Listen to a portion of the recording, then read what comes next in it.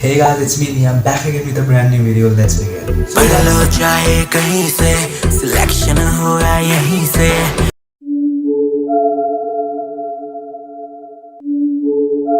So guys, as I think most of you might be enrolled in different batches. Like कोई online से पढ़ रहा होगा, कोई offline से, but all of you are facing the same problem, which is how to properly study physics for NEET 2026. क्योंकि अगर हम कोई book solve करते हैं या फिर कोई टॉपिक में हम डीप जाते हैं तो हमारा सिलेबस ख़त्म नहीं होता टेस्ट से पहले, और अगर हम सिलेबस अच्छे से ख़त्म कर दे तो टेस्ट में मार्क्स नहीं आते, जिसके वजह से हमें होता है demotivation which turns to distraction and finally it's the same loop again.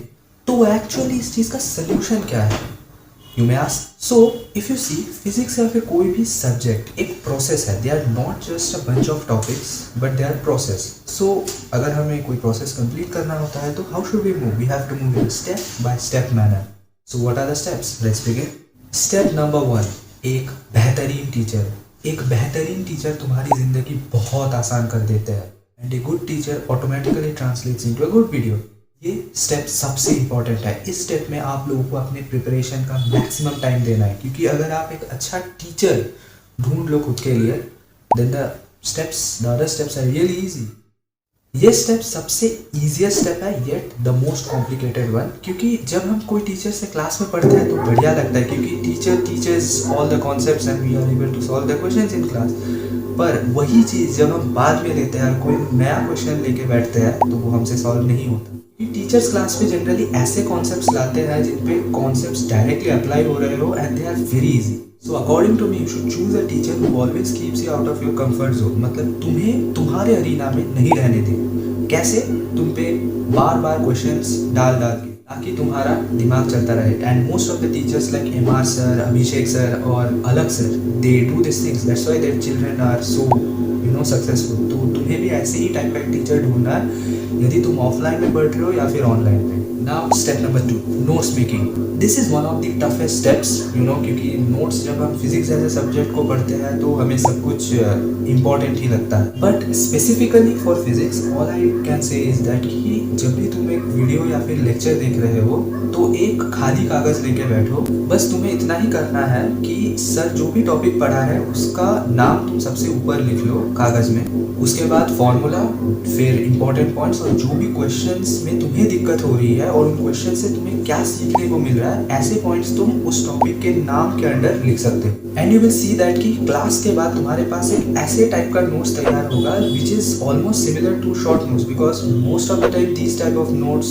And हो जाते हैं मतलब 3-4 पेज में ही। So this solves your problem. अगर तुम लोगों को शॉर्ट नोट्स पे कोई डिटेल वीडियो चाहिए तो प्लीज कमेंट डाउन में दो। Now step 3, practice and revision. भाई लोग, for practice and revision you have to revise your class notes 10 to 12 time.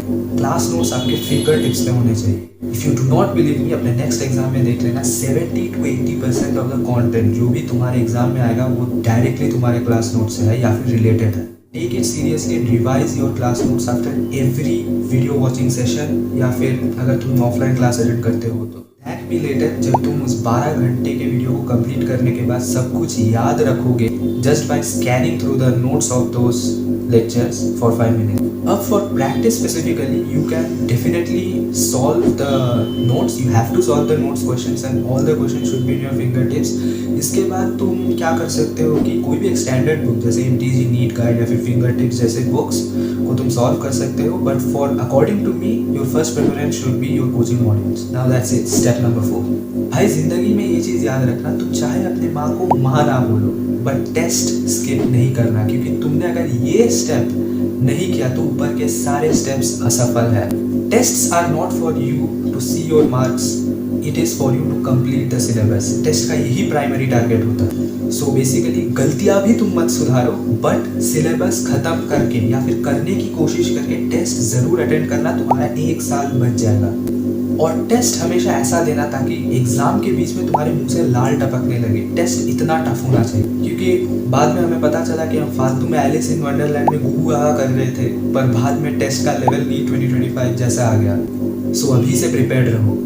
अगर तुम लोग कोई भी टेस्ट में पहले से एनरोल्ड नहीं हो, then I would suggest you कि जॉइन LNDLP। वो बहुत ही अच्छा टेस्ट सीरीज है। It's not promotion by the way, channel में ही नहीं भाई, 40 सब्सक्राइबर्स है, there is no promotion, but test बहुत टफ होता है LN का, so you can go for it. क्योंकि एक टफ टेस्ट सीरीज जो होती है वो तुम्हें सबसे खतरनाक सिचुएशन के लिए प्रिपेयर करती है। Easy test you know you can get marks अगर तुमने टफ टेस्ट में ही अच्छा या फिर मीडियम स्कोर लाया, क्योंकि फिजिक्स हमेशा सामने से मारती है, उसे फर्क नहीं पड़ता तुम फ्रेशर हो या टॉपर।